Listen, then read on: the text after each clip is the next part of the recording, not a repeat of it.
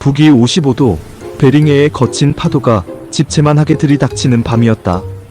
칠흑 같은 어둠 속에서 거대한 그림자가 휘청거렸다. 중국 후둥중화 조선소가 야심차게 건조하여 인도했던 글로벌 스타호였다. 선교 부리지 않은 붉은 경고등과 찢어질 듯한 알람 소리로 아수라장이었다. 선장 마르코는 떨리는 손으로 계기판을 움켜쥐었다. 화물창 압력 이상, 내벽 온도 급강하 중. 스피커를 통해 들려오는 기관장의 목소리는 비명에 가까웠다. 액화천 연가스 LNG는 영하 163도에서 액체 상태를 유지해야 한다. 만약 이 냉기가 화물창을 뚫고 나와 선체의 일반 강철에 닿는 순간 배는 유리 조각처럼 깨져버린다. 이것이 바로 콜드 스파트 현상이다. 중국은 자신했다. 한국을 따라잡았다고, 더 싼 가격에 더 빨리 만들 수 있다고 전 세계에 호언장담했다. 그러나 바다는 거짓말을 하지 않는다. 기술의 빈틈을 파고드는 것은 무자비한 자연의 법칙이었다. 같은 시각, 대한민국 거제도의 거대한 도크. 새벽 3시의 차가운 바닷바람을 맞으며 김철수 명장이 마지막 검수를 하고 있었다. 그의 손전등 불빛이 매끄러운 멤브레인형 화물창 내부를 훑었다. 스테인리스 강판은 마치 거울처럼 빛났다. 이곳엔 머리카락 두께의 오차도 허용되지 않는다. 김 명장은 장갑을 벗고 맨손으로 차가운 금속 표면을 쓸어보았다. 기계가 아닌 30년 경력의 감으로 미세한 굴곡을 찾는 것이다. 그는 알고 있었다. 저 멀리 바다에서 경쟁자들이 어떤 굴욕을 겪고 있는지, 그리고 왜 한국의 배가 명품이라 불리는지. 중국의 배가 멈춰선 그 시각, 한국의 배는 가장 험한 파도를 가르며 조용히, 그리고 완벽하게 항해하고 있었다. 이 극명한 대비는 단순한 우연이 아니었다. 그것은 피와 땀, 그리고 실패를 두려워하지 않는 집념이 만들어낸 격차였다. 베링해의 사고 소식은 다음날 아침 전 세계 해운업계를 강타했다. 중국산 선박에 대한 신뢰가 얼음장처럼 깨지는 소리였다. 반면 거제도 조선소의 전화기는 불이 나기 시작했다. 한국이 아니면 안 된다는 절박한 선주들의 외침이었다. 바다는 그렇게 진짜와 가짜를 구별해냈다. 차가운 영하 163도의 진실 앞에서 중국의 조선 굴기는 한낱 신기루에 불과했음을 세상이 목격한 순간이었다. LNG선이 심장이라 불리는 화물창. 그곳은 거대한 보온병과 같다. 하지만 우리가 아는 보온병과는 차원이 다르다. 축구장 3개 크기의 공간에 영하 163도의 액체를 가득 채우고 20년 동안 거친 파도를 견뎌야 한다. 핵심은 바로 INVAR 합금과 멤브레인 기술이다. 열 수축률이 거의 제로에 가까운 이 특수 합금은 다루기가 까다롭기로 악명이 높다. 너무 얇아서 자동 용접기조차 실수하면 구멍이 뚫린다. 중국 조선소들이 가장 애를 먹는 구간이 바로 여기다. 그들은 최신 자동화 기계를 도입했지만 기계가 해결해주지 못하는 최후의 1%가 있었다. 장면은 울산의 한 현대중공업 작업장으로 전환된다. 방호복을 입은 용접사들이 마치 외과 의사처럼 엎드려 있다. 티그티아이지 용접의 달인들이다. 이들은 기계가 닿지 않는 코너, 곡면, 그리고 미세한 틈새를 직접 손으로 메운다. 숨소리조차 죽여야 한다. 숨을 크게 내쉬면 그 미세한 진동이 용접봉 끝에 전달되어 비드 용접 자국과 삐뚤어진다. 이건 단순한 노동이 아니다. 일종의 수행이다. 박 반장은 고글 너머로 푸른 불꽃을 응시하며 생각한다. 중국이 도면을 훔쳐갈 수는 있다. 기계도 사갈 수 있다. 하지만 이 손끝의 감각은 훔쳐갈 수 없다. 중국의 용접공들은 3개월 속성 과정으로 현장에 투입된다. 반면 한국의 용접공들은 10년이 지나야 비로소 쓸만하다는 소리를 듣는다. 이 시간의 밀도가 바로 기술의 격차다. 프랑스 GTT사의 원천 기술 라이선스 비용을 지불하면서도 시공 능력만큼은 한국이 세계 최고인 이유가 여기에 있다. 중국에서 건조된 LNG선인 글래드스톤호는 인도 2년 만에 폐선 위기에 처했다. 화물창 단열 박스 접착 불량, 멤브레인 용접 결함 때문이었다. 수리비만 수천억 원. 배보다 배꼽이 더 큰 상황이 벌어졌다. 반면 20년 전 한국이 만든 LNG선은 지금도 오대양을 누비고 있다. 선주들은 바보가 아니다. 초기 비용이 조금 더 비싸더라도 20년 동안 맘 편히 발 뻗고 잘 수 있는 한국배를 선택한다. 용접 불꽃이 튀는 그 순간 0.1초의 찰나에 결정되는 품질의 차이. 그것이 바로 한국조선업을 지탱하는 거대한 뿌리이자 중국이 흉내낼 수 없는 장인 정신의 실체다. 마이너스. 시간은 돈이다. 해운업계에서 이 말은 진리다.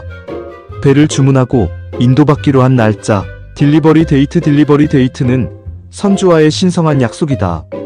하루가 늦어질 때마다 수만 달러의 페널티가 부과된다. 여기서 한국과 중국의 운명이 갈린다.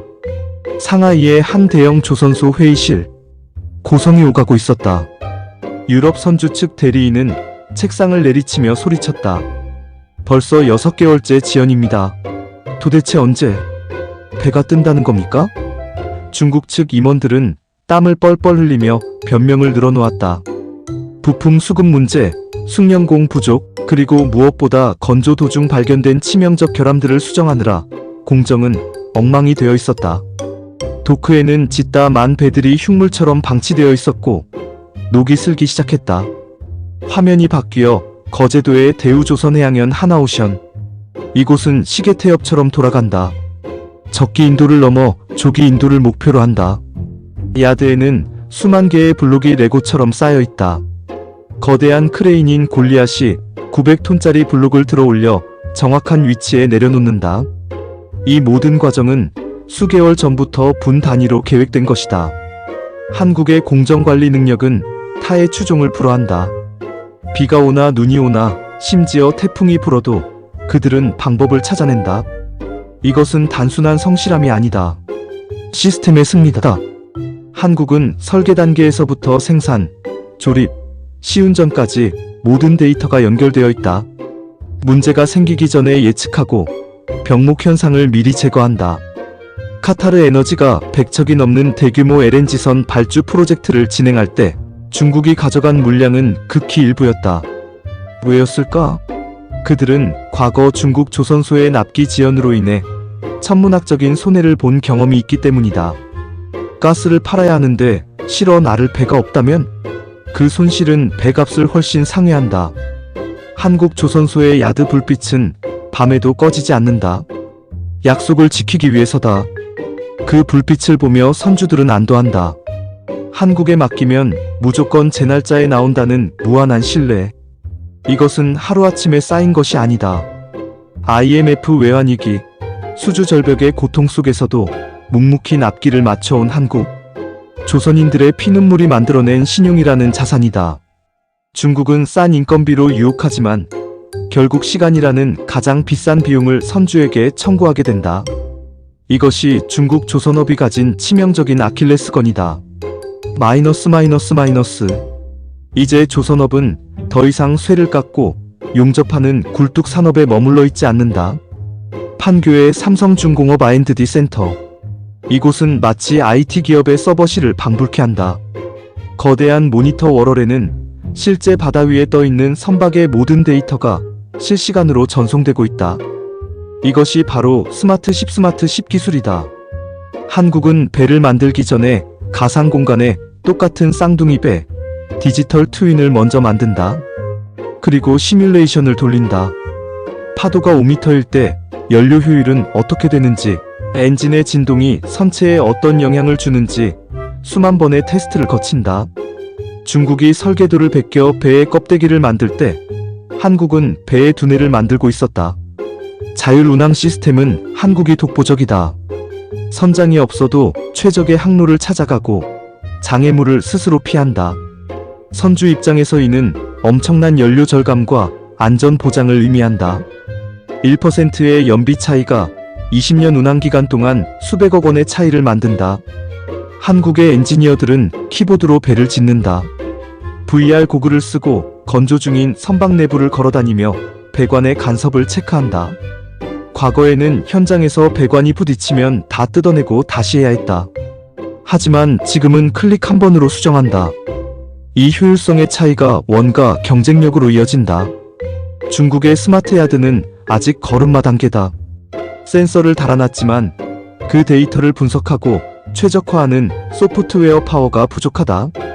하드웨어는 모방할 수 있어도 그 하드웨어를 운용하는 소프트웨어와 알고리즘은 수십 년간 축적된 데이터 없이는 불가능하다. 한국은 이미 전 세계 바다를 누비는 수천 척의 선박에서 데이터를 수집하고 있다. 이 빅데이터가 다시 새로운 배를 설계하는 데 쓰인다. 선순환의 고리다. 경쟁자가 따라오려고 뛰기 시작하면 한국은 날아가 버린다. 중국이 노동 집약적 조선업에 매몰되어 있을 때 한국은 기술 집약적, 아니 지식 집약적 산업으로 체질을 완전히 바꿨다. 거대한 쇳덩어리에 인공지능을 심는 것, 그것이 K조선이 현재이자 미래다. 국제회사기구 IMO의 환경 규제는 조선업계에 떨어진 핵폭탄이었다. 탄소 배출을 줄이지 못하는 배는 이제 바다에 뜰 수 없다. 이는 위기이자 기회였다. 그리고 한국은 이 기회를 놓치지 않았다. 모든 시선이 LNG에 쏠려 있을 때 한국은 이미 그 다음을 보고 있었다. 바로 암모니아와 수소 추진 선박이다. 부산의 한 엔진 개발 연구소. 연구원들이 긴장된 표정으로 모니터를 지켜보고 있다. 세계 최초의 대형 암모니아 엔진 연소 테스트가 진행되는 순간이다. 암모니아는 타면서 탄소를 전혀 배출하지 않지만 독성이 있고 연소 속도가 느려 제어가 극도로 어렵다. 첨화. 굉음과 함께 엔진이 힘차게 돌아갔다. 배출가스 계측기의 수치는 지로 카본. 성공이었다. 중국은 아직 LNG 이중연료 엔진 기술조차 완벽히 국산화하지 못했다. 핵심 부품은 여전히 유럽에 의존한다. 그런데 한국은 이미 무탄소 선박의 시대를 열어버린 것이다. 이것은 단순히 기술력의 차이가 아니라 생태계의 차이다. 한국은 포스코가 고만강강 같은 신소재를 개발해주고 조선소가 이를 이용해 탱크를 만들고 해운사가 실증을 돕는 완벽한 클러스터가 형성되어 있다.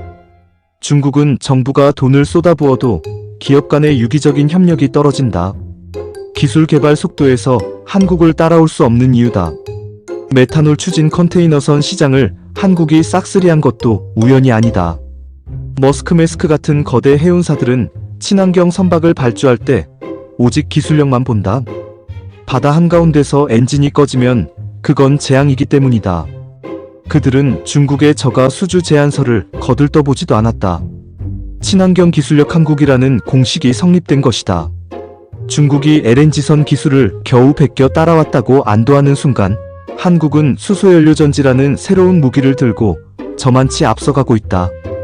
쫓아오는 자는 항상 헐떡거리지만 앞서가는 자는 여유롭게 길을 만든다. K-조선은 이제 단순한 운송수단 제조를 넘어 지구의 환경을 지키는 그린 테크놀로지의 선봉장이 되었다. 거제, 울산, 목포. 대한민국 남해안 벨트는 밤이 되면 거대한 별자리처럼 빛난다. 이용적 불꽃과 타워크레인의 조명이 어우러진 그 풍경은 지난 반세기 동안 한국 경제를 지탱해온 등대였다. 한때 사람들은 말했다. 조선업은 사양 산업이다. 중국에게 곧 먹힐 것이다. 하지만 2024년 현재 그 예측은 보기 좋게 빗나갔다. 한국 조선업은 사양 산업이 아니라 최첨단 기술 산업으로 진화했다. 중국이 물량 공세로 시장을 어지럽힐 때 한국은 품질과 기술이라는 전공법으로 정면 돌파했다. 지금 이 순간에도 전 세계 바다를 항해하는 고부가 가치 선박의 절반 이상은 메이드 인 코리어다. 배의 심장인 엔진부터 뇌인 제어 시스템, 그리고 뼈대인 선체까지 한국인의 손길이 닿지 않은 곳이 없다. 이것은 자부심을 가져도 좋은 기록이다. 하지만 한국의 엔지니어들은 샴페인을 터뜨리지 않는다. 그들은 안다. 기술의 세계에 영원한 1등은 없다는 것을. 그래서 오늘도 밤을 새워 도면을 그리고 용접봉을 잡는다. 중국이 100조 원을 쏟아부어 따라오려 해도 30년 세월 동안 현장에서 다져진 경험의 두께는 돈으로 살 수 없다. 마지막 장면. 거대한 LNG선이 진수식을 마치고 웅장한 백고동 소리를 울리며 도크를 빠져나간다. 가판 위에는 태극기가 휘날리고 있다. 그 모습을 바라보는 늙은 명장의 눈가에 주름이 잡힌다. 그리고 그 옆에는 태블릿 PC를 든 젊은 엔지니어가 서 있다. 과거와 미래가 공존하는 순간, 이 배는 대양으로 나가 거친 파도와 싸울 것이다. 그리고 승리할 것이다. 왜냐하면 이 배에는 대한민국 최고의 기술과 혼이 담겨 있기 때문이다. 중국이 절대 넘볼 수 없는 벽, 그것은 바로 포기를 모르는 한국인들의 DNA 속에 각인된 완벽주의다. K-조선의 전설은 끝나지 않았다. 이제 막 새로운 챕터가 시작되었을 뿐이다. 세계 1위라는 왕관의 무게를 견디며 한국 조선은 오늘도 묵묵히 그리고 위대하게 전진하고 있다.